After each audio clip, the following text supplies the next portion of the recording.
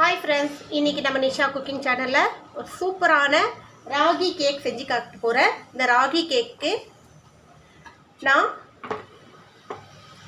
Atta, maida, egg, sugar, baking powder, baking soda இது எதுவுமே இல்லாமல் செஞ்சுருக்கேன். ஸோ நான் இதில் வந்து மெயினாக baking powder, baking soda add பண்ணவே இல்லை. ஆனாலும் எவ்வளோ பஃபியாக சூப்பராக வந்திருக்கு பாருங்கள். இந்த சூப்பரான டேஸ்டியான baking powder, baking soda, atta, maida இல்லாத இந்த கேக்கை நீங்கள் எப்படி செய்யணும்னு சொல்லிட்டு எங்கள் வீடியோ ஃபுல்லாக பாருங்கள். சூப்பரான இந்த கேக் நீங்கள் வீட்டில் அழகாக செஞ்சு கொடுக்கலாம். முழுக்க ராகி மாவில் செஞ்சுருக்க ராகி மாவு கேக்.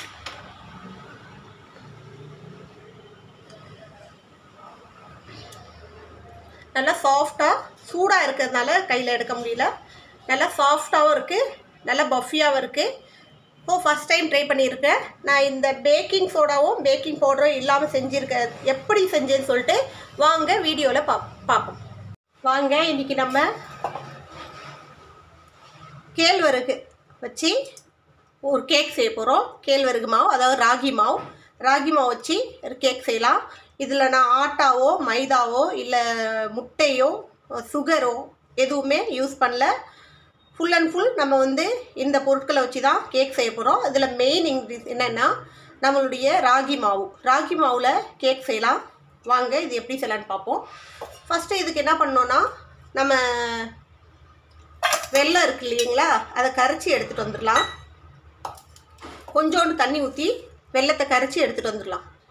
வெல்லம் கரைச்சி எடுத்துகிட்டு வந்தாச்சு. இப்போ இது ஓரமாக இருக்கட்டும். இது ஆறுறதுக்குள்ளே நம்ம அடுத்த வேலையை பார்ப்போம். ஒரு பிளேட்டும் ஒரு ஜல்லடையும் எடுத்துக்கலாம். இதில் நான் வெல்லம் எடுத்த கப்பால், அதாவது வெல்லம் எந்த கப்பால் எடுத்தேனோ இந்த கப்பால் வெல்லம் எடுத்தேன். 1 கப் வெல்லம். அதே கப்பால் 2 கப்பு நம்ம வந்து ஃபிங்கர் மில்லட், அதாவது ராகி மாவு எடுத்துருக்கோம்.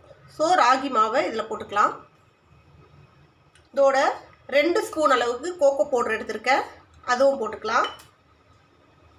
3 ஸ்பூன் அளவுக்கு மில்க் பவுடர் எடுத்துருக்கேன், அதுவும் போட்டுக்கலாம். 1/2 ஸ்பூன் அளவுக்கு காஃபி பவுட்ரு, கொஞ்சோண்டு லைட்டாக உப்பு,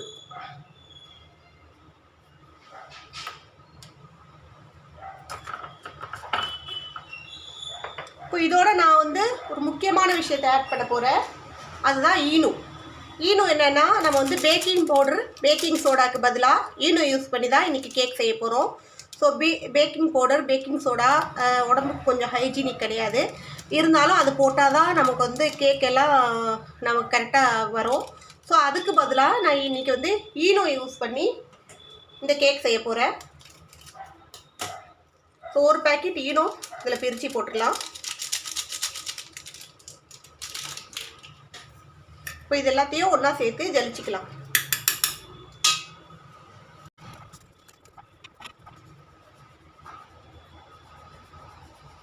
ரொம்ப ஹெல்த்தியான கேக்கு. அதாவது நம்ம வந்து ராகி மாவில் எது செஞ்சு கொடுத்தாலும் குழந்தைங்க சாப்பிட மாட்டாங்க. அவங்களுக்கு அந்தளவுக்கு அது ராகி மாவுடைய டேஸ்ட்டு பிடிக்காது.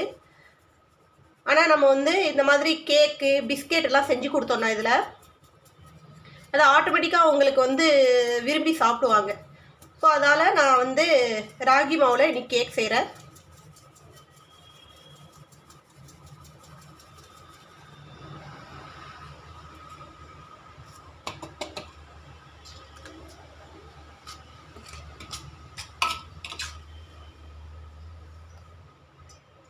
அடுத்த ப்ராசஸ் பார்ப்போம்.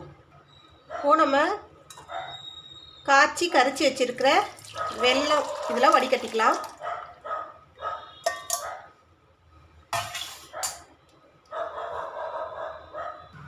இப்போ இதில் ஒரு 50 கிராம் அளவுக்கு எண்ணெய்,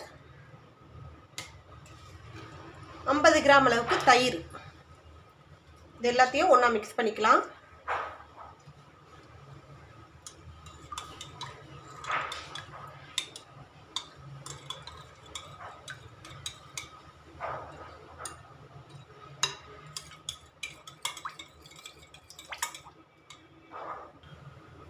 இப்போ இதில் நம்ம இந்த மிக்ஸ் பண்ணி வச்சுருக்க கேக்குக்கான மாவை இதில் போட்டுடலாம்.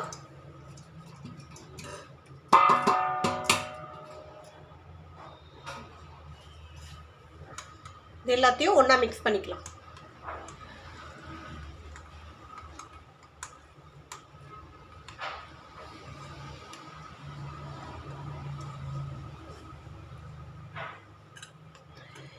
பேக்கிங் பவுடர் போடாமல் பண்ணியிருக்கோமேன்னு நீங்கள் பயப்படாதீங்க. ஏன்னா இது வந்து ஈனோ வந்து அந்த பேக்கிங்கான ப்ராசஸ் தான் பண்ணோம்.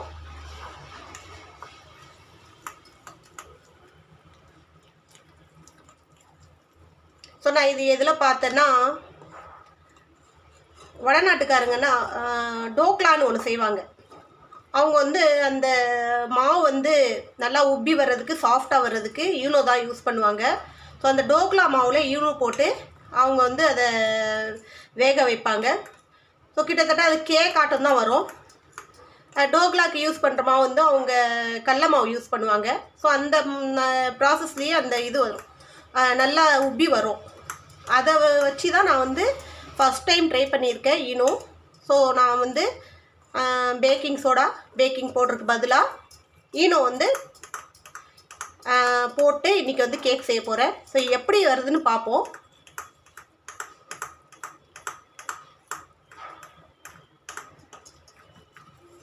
இது நல்லா சாஃப்டாக மிக்ஸ் பண்ணிக்கிங்க. ஒரே டைரெக்ஷனில் மிக்ஸ் பண்ணணும்.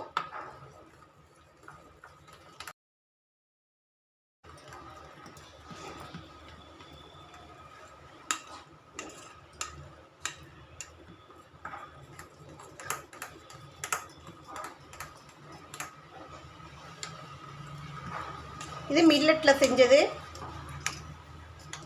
ஃபிங்கர் மில்லட், ராகி மாவு. ரொம்ப நல்லது, ரொம்ப குளிர்ச்சி. குழந்தைங்களுக்கெல்லாம் இது வந்து நிறைய செஞ்சு கொடுக்கணும். இப்போ உள்ள குழந்தைங்கள்லாம் அந்த கூழ் களியெல்லாம் சாப்பிட்றது கிடையாது. நம்ம எந்த மெத்தடில் எப்படி செஞ்சு கொடுத்தாலும் அவங்களுக்கு வந்து அது பிடிக்கிறது இல்லை. ஸோ அதோட கலரும் அந்த அந்த டேஸ்ட்டும் அவங்களுக்கு என்னவோ தெரியல, அது சாப்பிடவே விருப்பம் வர மாட்டேது அவங்களுக்கு. அதனால் நாம் வந்து இந்த மாதிரி ஏதாவது செய்யலான்னு சொல்லிட்டு ட்ரை பண்ணேன்.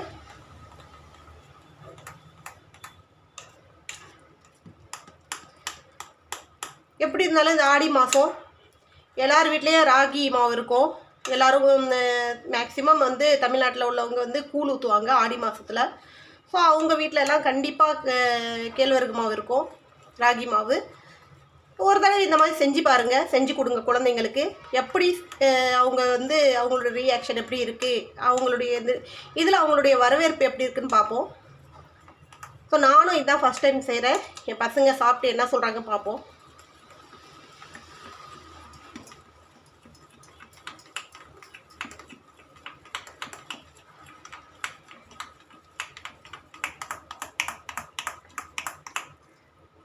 அவ்வளோதான், இந்த அளவுக்கு ஸ்மூத்தாக வந்து இப்போ நம்ம இதை வந்து மோல்டில் மாற்றிக்கலாம்.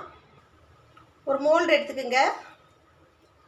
உங்களாண்ட என்ன இருக்கோ அதை எடுத்துக்கோங்க. இந்த மோல்டு வந்து கேக் பண்ணுற மோல்டு தான் எடுக்கணும்னு அவசியம் இல்லை.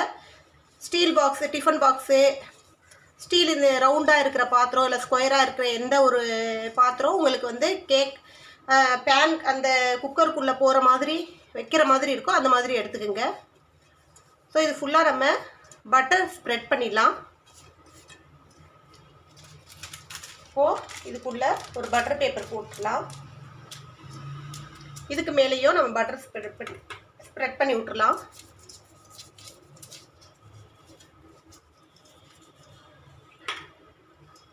நல்லா ஃபுல்லாக கம்ப்ளீட்டாக ஸ்ப்ரெட் பண்ணி விடுங்க. நல்லா தடவி விடுங்க, ஃபுல் எல்லா இடமும் படுற மாதிரி சைட்லலாம்.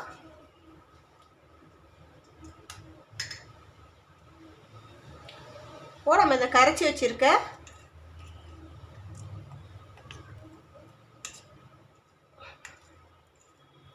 கேக் பட்டரை இதில் போட்டுடலாம்.